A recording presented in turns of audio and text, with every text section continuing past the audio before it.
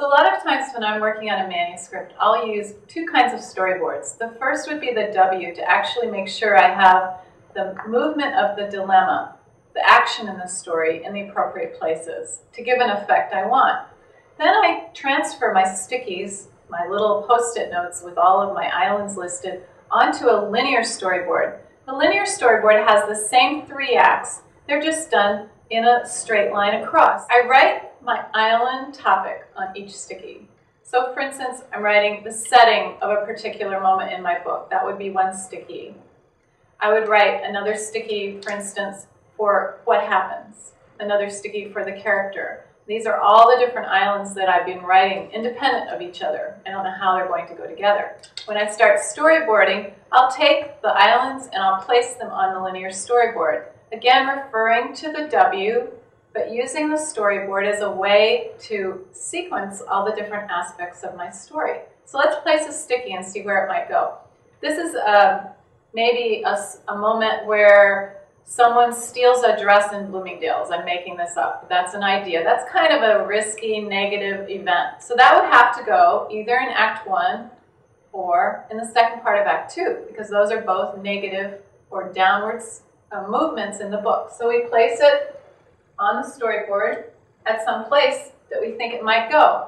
And the neat thing about using stickies is that you can move them around. So you just are placing the stickies according to the different kind of story that they're telling.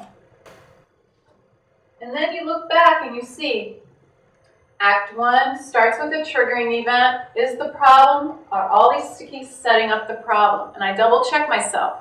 And if they're not, they come off that part of the storyboard and they're going to be reserved for another place.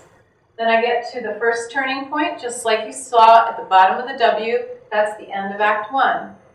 Beginning of Act 2, recovering from the problem. This is an upward motion. So everything goes, oh, good, good, good, good, until we get to the pop moment. Uh-oh. We're coming to the top of the roller coaster track, and we're starting to see that there's a downturn now.